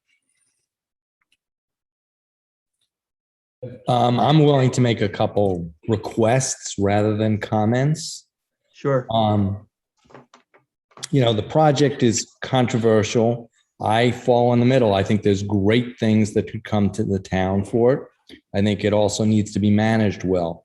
I do want to remind everybody that while we permit for wetlands and in certain instances tree clearing and forestry, we are consultants to the planning board in regards to environmental effects as well as the different overlays, such as steep slopes, ridge lines, and scenic views, etc. And I do think that we need to look at materials in regard to that. Thank you. You're welcome. Thanks, Penny. MJ, I'm just curious your thoughts. I think you may have more knowledge than me by far. So, well, I don't know why you say that, Mark. Honestly, you look really sad. But I do have some questions. And Glenn, you mentioned that there was pervious parking that was being put in. Is that all of the parking is planned to be pervious? Those parking lots? Yes, the two new parking lots are planned to be pervious. The one parking lot that's already there is already impervious. Right. Okay. And the roads, where the roads are flat enough, they're level, closer to level, we're going to use pervious pavers there too. So there will be some additional storage underneath the pervious pavement for runoff, where the pervious pavement doesn't work, where the slope gets too steep. Do you know what the calculation is for the new parking lots and also the impervious building calculation is? What, yeah, full build out, or at least, you know, a phase one and a full build out? No, I'd have to go into the storm water pollution prevention plan. The engineers around here don't always let me do that. Okay. But we have demonstrated in there, if you look in that book in the EAF, you'll see that that all of the off-site flows have been reduced in all of the drainage basins, so that the management will be better. Great. Thank you. Curious, Glenn, I'm sorry, go ahead, Bob. I'm sorry. Yeah, so I know, like, you know, being on the property, there's a lot of, you know, little spots here and there, wetlands here and there, you know, as you're going through. And obviously this project, you know, touches all of the areas, some being built for, you know, like a new type of use, some being returned back to the wild. But how does that work when, like, we've got like lots of little wetlands that basically, you know, some work is going to be done to turn them back into like natural environments? Are those separate permits, or are we going to group the permits? It just seems like there could be, you know, 10, 20, I don't know what the number would be, like potential areas that might have some type of wetland, you know, impact. So just wondering what the strategy would be for that. Well, I believe that we've identified all of the wetlands that will be disturbed in any manner. There might be some really tiny things that were water puddles and that kind of stuff. We will be using some of that, would take advantage of that to let some of the water drain to it. But by and large, I don't know of any place where there's like, where there's any kind of wetland that we haven't avoided, except the ones identified today. I think Mr. Garfinkel and Mr. Johannesson have agreed on the flagging of the wetlands, and the flags are still out there, I think, Glenn? I couldn't tell you. I would guess some of it's out there. I don't know if it's all still there. Right. Well, there is always that, yes. Yep. But, and I think that soil test is an outstanding issue before there can be a final agreement on the limits. Rob, to comment on that, because I had walked part of the property that's going to the Hudson Highland Land Trust if this all goes through. I think there's a lot of good that can be done to, I guess it's Philipse Brook that runs through there, because there are old structures and retaining walls that are high, that are not optimal. And I think there can be a lot of good that can be done converting them. Good point. Max, are the wetlands that were flagged pretty clear on one of the maps, something you and I could look at? Yeah, in general, it's pretty obvious. We walked the entire site together and looked at all of the regulated areas on the property. And there was really only one discrepancy on the eastern portion of the property along Route 9, where their wetlands professional, like they stated, is going to be providing some soil sampling to make sure that we have the right estimated acreage, or making sure that the estimated acreage is correct, so that either we will regulate it and they need to come before us for a permit for that area as well, or disturbance to the buffer of that area, or it would be underneath our threshold for regulation. So, but yeah, in general, it's they're all pretty straightforward. One thing I would suggest, sorry, Max, go ahead. Mark. Getting out on the site and taking a look, because I think from 30,000 feet up, this is a pretty huge project. And then as we narrow scope down to what the board would be involved in, there could be some major additions or big comments that we could put forth in terms of in terms of Andy's point, management of the property and doing it in the correct fashion moving forward. That would play into large scale mitigation of potentially what they'd be asking for access to the property. and impacts to wetlands and regulated buffers for, say the bridge span off of Snake Hill Road. Well, we've heard you talk about your management plans, and that's good planning on your part, and certainly I would expect we might hear something like that ourselves. Would you want to try to have a site visit before the snow flies? That sounds like a great idea. I have never walked the entire site. Everyone else agree on that? Is there any chance that the wetlands can be reflagged if the flags have been taken out? I mean, that really would be helpful for us since that's our purview. Yeah, that can be done before the sidewalk. Yes, You'll know what you're looking at. I think that Mr. Garfinkel and Mr. Johannesson, when they were out there, a lot of them were put back in place, but who knows what's happened since. So we'll have to check that before the site visit, once we know the date.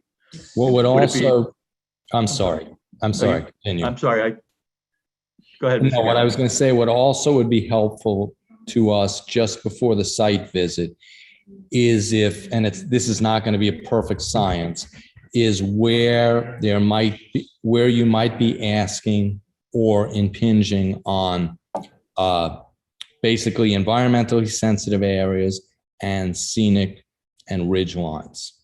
I think that would also be greatly helpful to us. So as we walk the property, we can see what the potential problems might or might not be.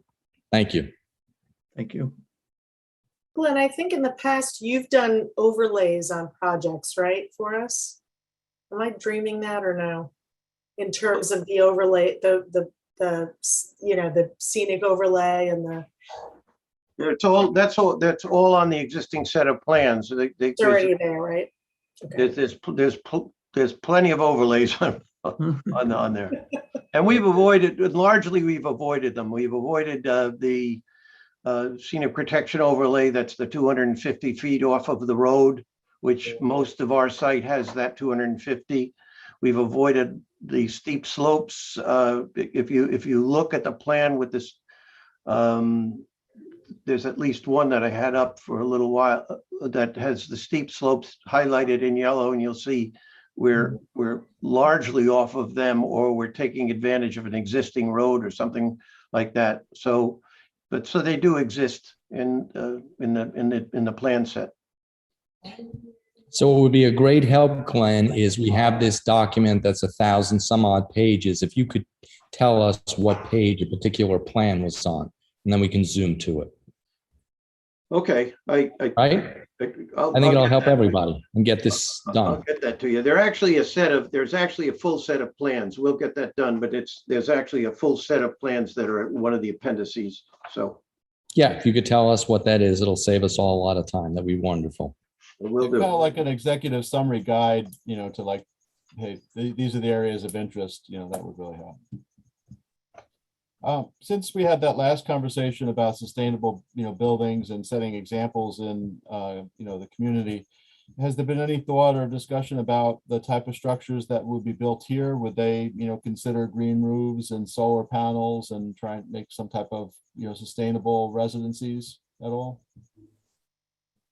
Yes, that's absolutely a priority. And none of the buildings have gone into schematic design, but our environmental goals are absolutely aligned with yours.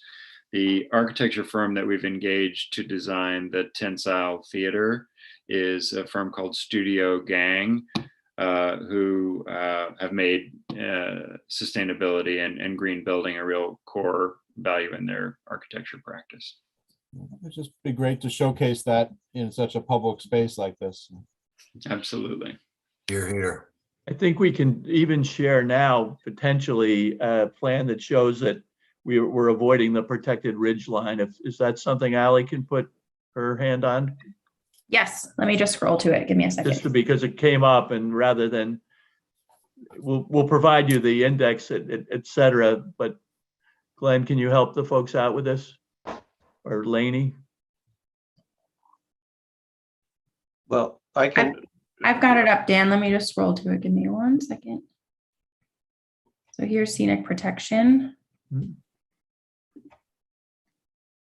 So in this one, other than the roads, and I don't have a cursor to go there, but other than the roads, which have to cross to get into the property, there's no incursion into that scenic protection overlay that doesn't already exist.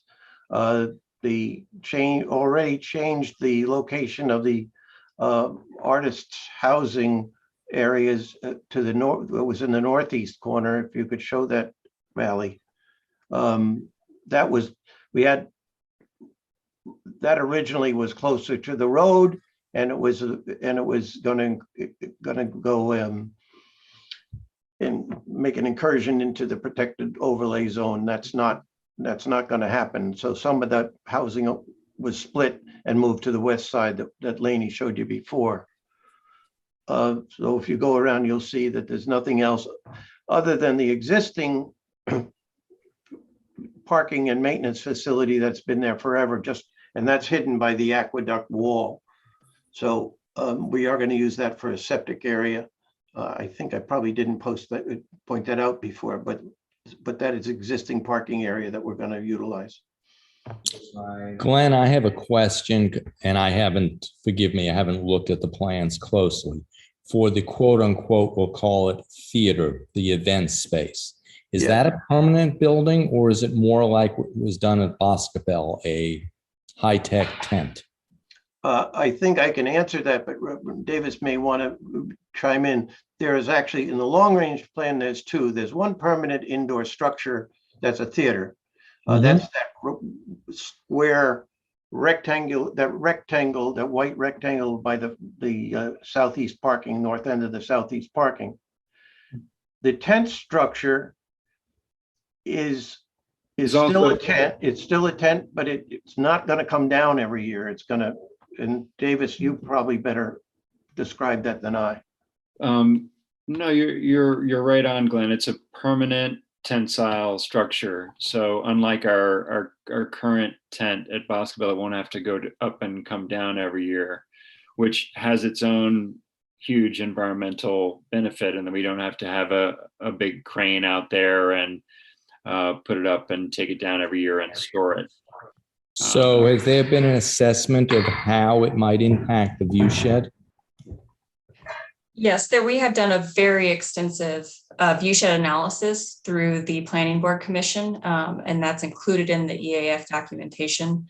That really looks to protect so that you're not getting the views from protected roadways, from scenic byways. We agreed on all these points. We went through this with the planning board on where we should be looking at the site from and taking views in and out of the site. So we've been working on that and actually are submitting an amended version.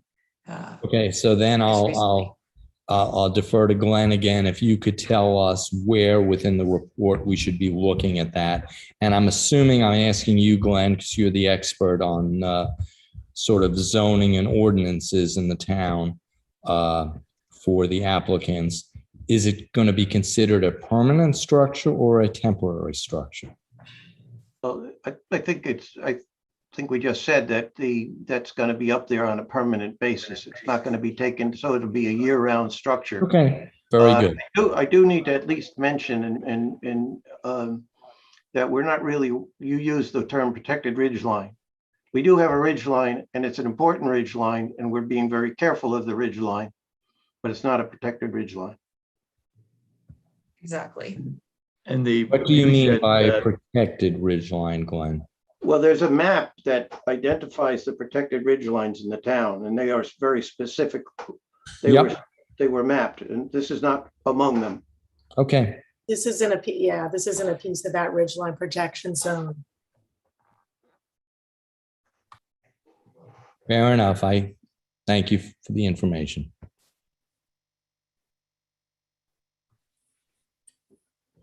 Well, I, for one, have a little better handle on what's going to happen. I'm getting interested to look at some of those maps now more closely. Obviously, there's a lot been said in the papers and everything else about what's going to happen. So it'll be interesting to see what the maps actually show and see how this whole thing proceeds in the meetings upcoming. Mark, can I make a, speaking of maps, a comment that may be unique to me, but may be of more general application to the board?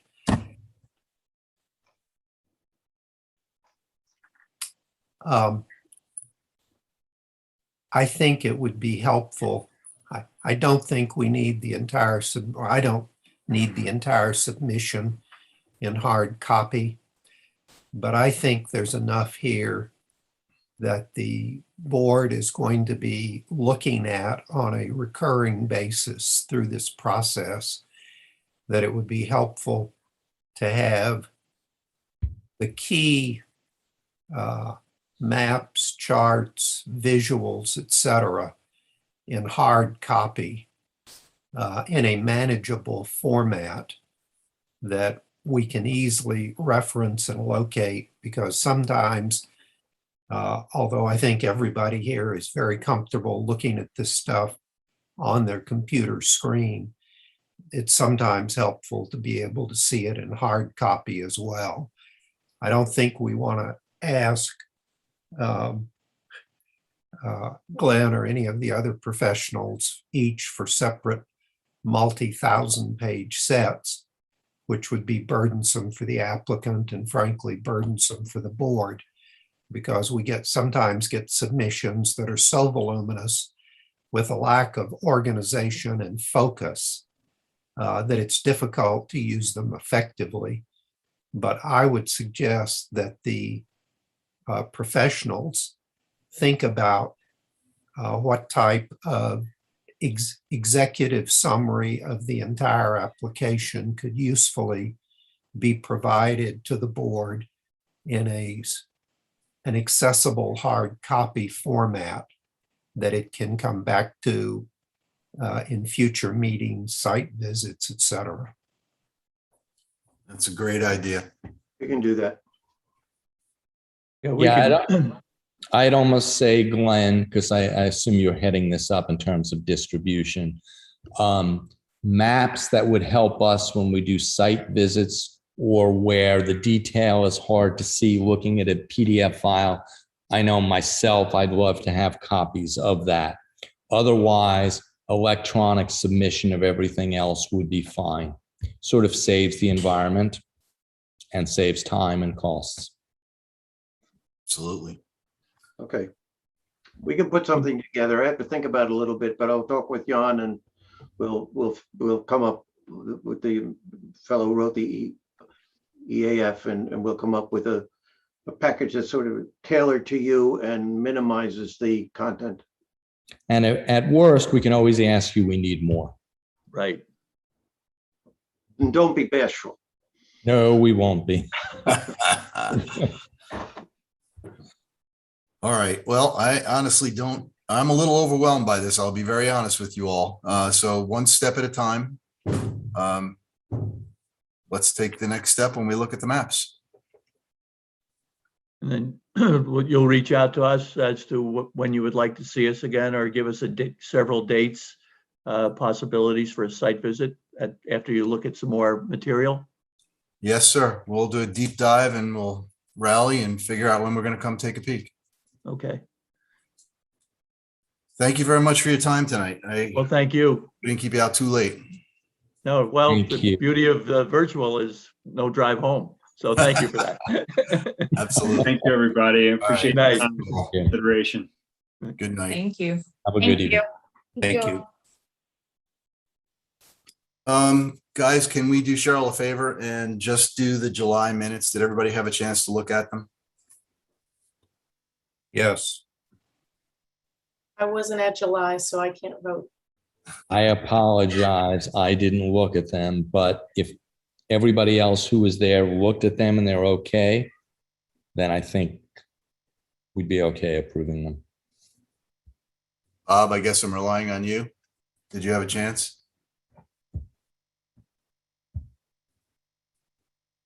I think we might have lost Bob. Yeah, Bob, can you hear me? Bob, you there? Muted. He's muted. Yeah, I did look at them, but I can't remember specific comments, but they seemed okay, seemed reasonable. It looked fine to me. I did look at them. So Jan, Likewise. so I guess, can we actually vote with three of us? No. Don't think so. Bob, are you, well, Cheryl, I think we've let you down. Wait, Mark, I think if we have a quorum, You've got 4. a majority. I'll just abstain because I didn't look at them. I have a feeling, knowing Cheryl's quality of the notes, they're going to be fine, but I can abstain and I should be fine. That's a Okay, majority. does that count? Okay, very good. Then all in favor of accepting the July minutes? I could have a motion, excuse me. Sorry, my apologies. Should we do So it by moved. email? Just since to give it. I have to abstain too, but I think that's okay. That counts for the quorum, right? I Yes. believe it does. Jen? Yeah. Yes, it does. Yeah. Okay, so can I have a motion to accept the minutes for July? So move. Have a second? Anybody, I second it. Yeah. Am I allowed to do that? All in Yes. favor? There you go. Aye. Oh, Cheryl, sorry about that. Yeah, that's okay. And Andy and I abstain. Right. Yes. Can't do that. Sorry. I will look at them, Cheryl, in the next day or two, and if there's a real problem, I'll ask for an Yeah, why don't we addendum. just I don't approve think it? there will be. We can do it next month. It's fine. Yeah, why don't we just do it next month and just close it out that way so it's right rather than the That's question. fine. Let's just wait. Okay, so let's take that back then. Thanks, Cheryl. No problem. But we'll do them Next. all. This month's too. Yeah.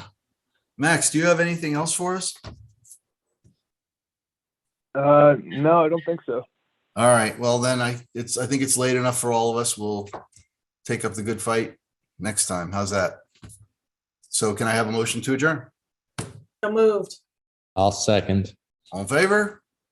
Aye. Adjourn. Good night, everyone. Thank Good you. night. Aye. Thank you. Thanks. Thank you.